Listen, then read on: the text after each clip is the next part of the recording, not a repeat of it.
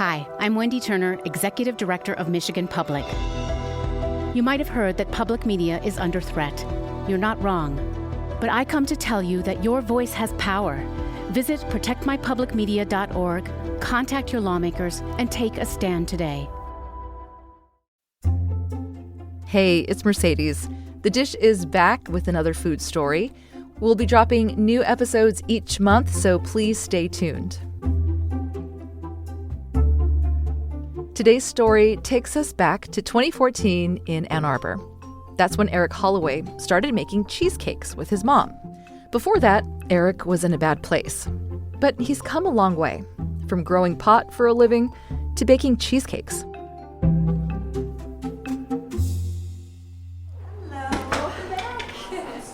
You're very welcome. Glad to help out for sure. I probably wouldn't be doing, or I know I wouldn't be doing cheesecakes if my past didn't catch up with me. When did cheesecake become a professional pursuit for you? I wanted to be a baker, but at the time I was just a maintenance tech. And I didn't really think that I would have any other job besides this. With my sordid past, I kind of thought this was the best job that I could really achieve. But then our son was going to be born, and with my maintenance job, we needed some extra money. At that time, I'd made a few cheesecakes. People were telling me, you should start selling these, but because they're my friends and family, I kind of thought they were kind of gassing me up. I didn't really believe it. But I was like, we need money. I like making these cheesecakes. Let's just see what happens. For Eric, cheesecake isn't just a decadent dessert. It's a turning point, a symbol of where he's been and where he's going. His journey hasn't been easy. And he's had his share of missteps, like getting arrested for growing marijuana while on probation. I got a DUI back in 2011, and I didn't get sober until 2012. With being sober, I kind of finally realized what's important to me, which is family. Myself was the only thing that was important when I was drinking. All I cared about was me and what I wanted to do. But it wasn't until I got sober that I realized that it's about the people around me. Eric is dressed in a black t-shirt that proudly states Cheesecake Champion. He pairs it with a dark denim apron and a cream-colored cap. His arms are adorned with tattoos, one of which is a striking design of a mixing paddle on his forearm. A stand mixer blade there. And then the last one I got is an apron and a hat, which is, pretty much my everyday work attire.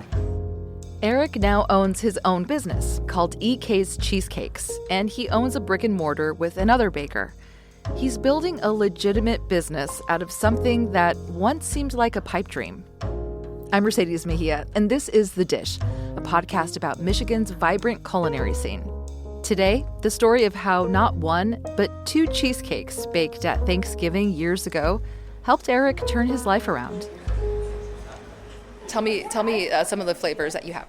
Lemon raspberry, tiramisu, baked apple, peach cobbler, almond poppy, which is brand new, a s'mores cheesecake, and if I didn't say key lime, I think key lime is the last one we're offering today. Eric is getting ready to bake his signature honey ricotta cheesecake. It's a delicate process, right? A lengthy process as well. The first thing I'm going to do is I'm going to melt some butter to make my graham cracker crust. Okay. So make sure we're not making accidental brown butter. So how many are you making? It looks like that's quite a lot of butter. So that is enough butter for 4 crusts, but we're just going to make 3 right now, and I'll have some leftover butter. So this cheesecake, my classic cheesecake is already light and creamy as it is. I think texture is very important with cheesecake, and we do a really good job with that as a base.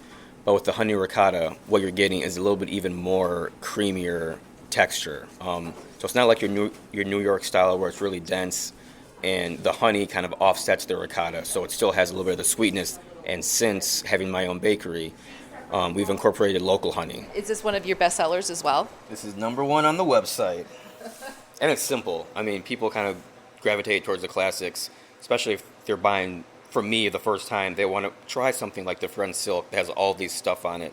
They may want to try something a little more traditional, plain, if you will. I like to use the word classic. He melts the butter, weighs out the graham crackers, and then tightly presses the crumbs into the springform pan. This is just honey-made honey graham crackers and a little bit of brown sugar. So we have our crusts, and they'll be going in the fridge for about 15 minutes until I'm done making the batter. He tells me there are a couple of things that can go wrong when making cheesecake. The drastic temperature changes can cause cracking, either when it heats up or when it cools down. So even when it's done, it'll rest in the oven for a little while with the oven off, just so we're not taking it from it being, completely hot into a potentially cool room. 2 steps Eric doesn't bother with is pre-baking the crust and baking the cake in a water bath. That's just too much work for me. Okay.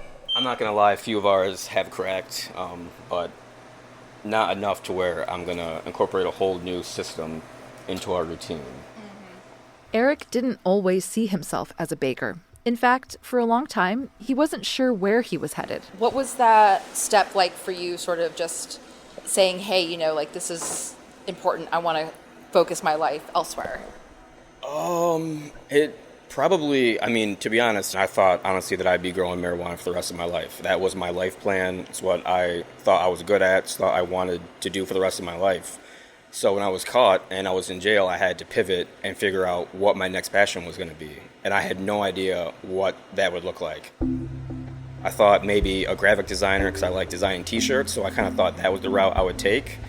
But then I got released, lived in my mom's house for a while I got back on my feet, sober. I had my DUI, I got put on this probation that was super intense. I've been on probation for, I think at that time, 8 years total of my life, by the time I got my DUI when I was 25. So I've been in trouble for a while. So probation wasn't anything new to me, but this was the first time when I had to do what they wanted.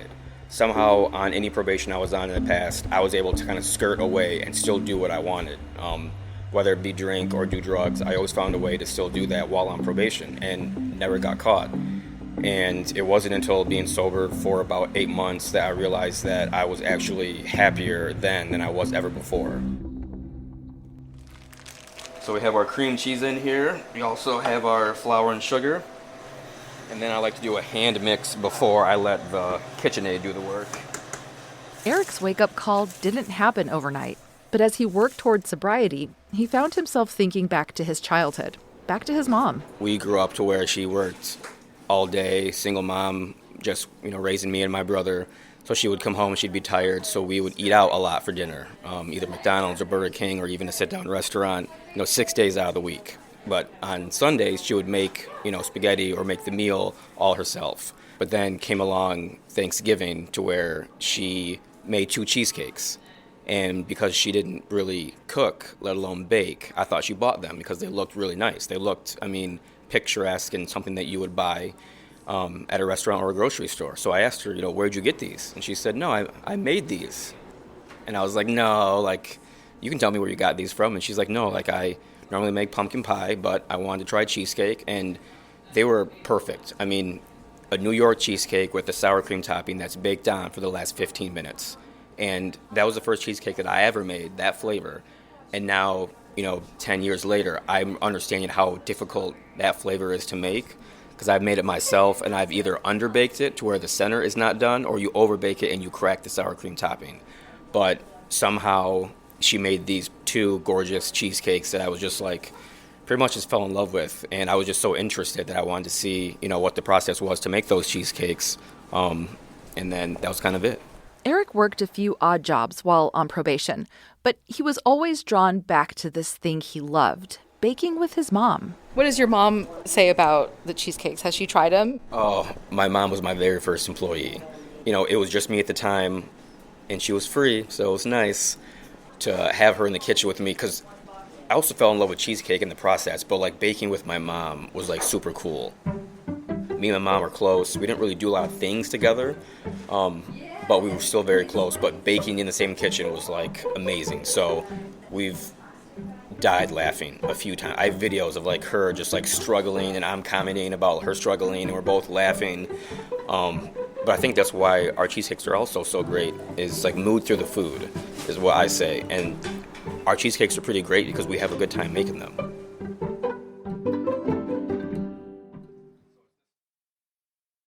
Hi, I'm Wendy Turner, Executive Director of Michigan Public. You might have heard that public media is under threat. You're not wrong. But I come to tell you that your voice has power. Visit protectmypublicmedia.org, contact your lawmakers, and take a stand today. This time I'll probably grab my ricotta out of the fridge. Back in the kitchen, Eric measures ricotta and cream cheese, drizzles honey, and breaks the eggs into the bowl, one at a time. This mixer. So this one you can fit 3 cheesecakes in. This one only does 1 at a time. And these 2 big mixers will do 15 at a time. So we'll normally do, both of those will be going at the same time so we can get enough to make enough for 30. And I kind of start low and slow just to make sure that everything is getting incorporated properly. So another reason that your cheesecake might crack is if you're over mixing. So what's the consistency that you're looking for? Really just no lumps. Everything's smooth. A couple are okay, but if you get a really chunky batter, it might not end well after the bake. Kind of like a pudding consistency, maybe a little bit thicker pudding. Making a great cheesecake is one thing. Turning it into a business is another. One day, Eric reached out to a friend who he thought could land him a dream job at Zingerman's Bakehouse, a well-known artisan bakery in Ann Arbor. And he at the time was like, you're not going to leave your job. I made a lot more money than I would at Zingerman's, so it didn't really make sense. But because this is what I wanted to do, this was my passion, it made sense to me. So I was ready to take the pay cut. I was able to get the job at Zingerman's, and it was really just to see how a real bakery operated. Because I knew that one day this is what I wanted. I don't really know how to achieve it or what that may look like, but I knew if I worked at Zingerman's for, in my eyes, it was about 4 to 5 years, I would learn how a bakery ran, and then I could leave and then start my own. Soon, Eric found a community of like-minded creatives, people drawn to their artistry and who value local quality ingredients. People like Kyle Purcell, a former Zingerman's coworker. I just said that. He said that you said that. It's really great. And that's why our food is just so good, because how much fun we have in the kitchen. My name's Kyle Purcell of Rich Grains Bakery. It's kind of surreal. I still don't believe we're doing this right now. I feel like just started up in January, so it just kind of feels like we've just been going through this journey already, which is super nice. It's good to have someone that's like-minded too, I feel like, as well. You know, Eric and I are always on the same page, I feel like, when it comes to trying to make sure we have the best quality product and we're putting out the best that we can possibly do. So we have our oven preheated to 275. And then when that timer is done, we dumb it down to 225 for about an hour, hour and 10 minutes. When I first started, it was kind of the jiggle test. You kind of shake it to see if the outside is set, but you get a little bit of jiggle still in the center, which worked. And then, you start making more and more different ovens. We temp. So now we grab our nice thermometer and we temp it to about 160, 165. And when it reaches that, we turn the oven off and let them sit for about 15 minutes, and then we yank them. Both Kyle and Eric came to a crossroads at Zingerman's. At some point, they were selling their products on the side. They had to decide whether to stay with the company or go off on their own. Now they co-own a space in Milan, a cute town about 15 miles south of Ann Arbor. It's called Rich Grains Bakery. Baguettes, focaccia, make croissants, and all sorts of different things. I've noticed with folks that variety is king, Eric is also trying his hand at a variety of pastries. Since getting the bakery, as much as I wanted to be a one-trick pony, I know that people want variety, so it kind of helped me to believe that I could bake other things. I just love baking cheesecakes, what my passion is, so I just wanted to stick there. But, it's kind of about what the people want, and what you can offer. I've been trying my hand at other things, such as different kinds of muffins, blondies, brownies. I made my first tart last week, so I made my own tart dough and then rolled it out and made a banoffee tart, which is a banana, coffee, and dulce de leche. And it turned out really well. It's very labor intensive. So was cheesecake, but this was even more so. So I don't know how many of those I'll be doing, but it's been super fun to do some like research and development to make some other things. Can we taste one? Yes. Let's do it. Do you have a plate? We have honey ricotta. Okay. I do have classic as well if you want a classic. No, I want to try the honey ricotta.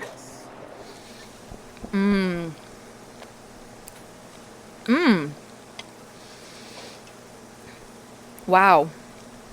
It is smooth and velvety, but like not too sweet. Right, not overpowered. I love that. Because you think of cheesecake, you're like, okay, it's going to be just a sugar bomb. Yes. But this is so subtle. And you can definitely, oh, that honey is coming out now. It's almost like the cream cheese is like tofu, like kind of like a vessel for flavor. Mm-hmm. You can add a whole bunch of stuff or you can add just a few things. This is so delicious. It is so wonderful and just like surprisingly light. We said that, Jinx. Yes, yes. Surprisingly light. This is so lovely. Thank you. Appreciate it. No, I appreciate you. Making a gorgeous cheesecake isn't easy. You need the right balance of ingredients, the ability to navigate challenges. In the same way, the road to sobriety for Eric was delicate and full of obstacles. For him, it was about self-awareness and the willingness to start over when things didn't go as planned. I think my patience and my attention to detail, it really matters. There's ways that we can make the cheesecake faster or make a little bit more out of the batter that we have. But we know when we cut corners, there's a potential that people might notice, and we don't want that. We want to stay consistent. We want to be good, and that starts with, a process that you don't stray from.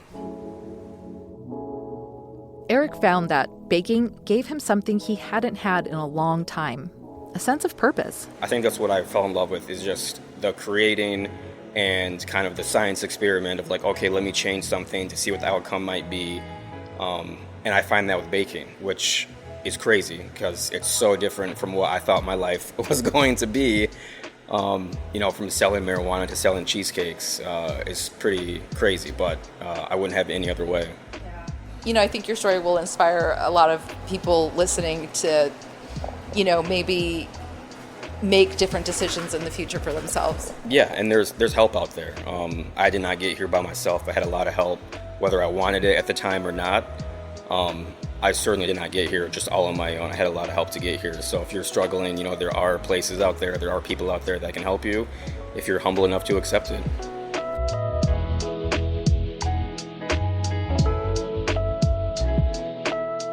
So this is Eric with EK's Cheesecakes, baking out of Rich Grains Bakery, and that's TheDish.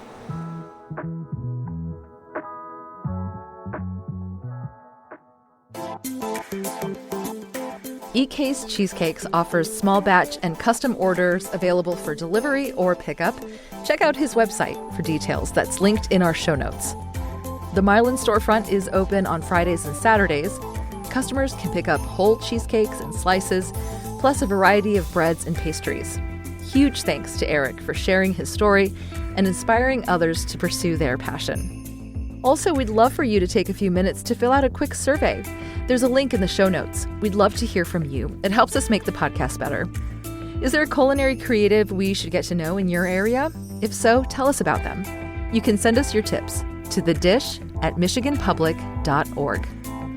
Today's episode was produced and mixed by me, Mercedes Mejia. It was edited by Laura Weber-Davis and Ronya Kabansag, with additional help from April Van Buren. Thank you so much for listening. We'll see you next time.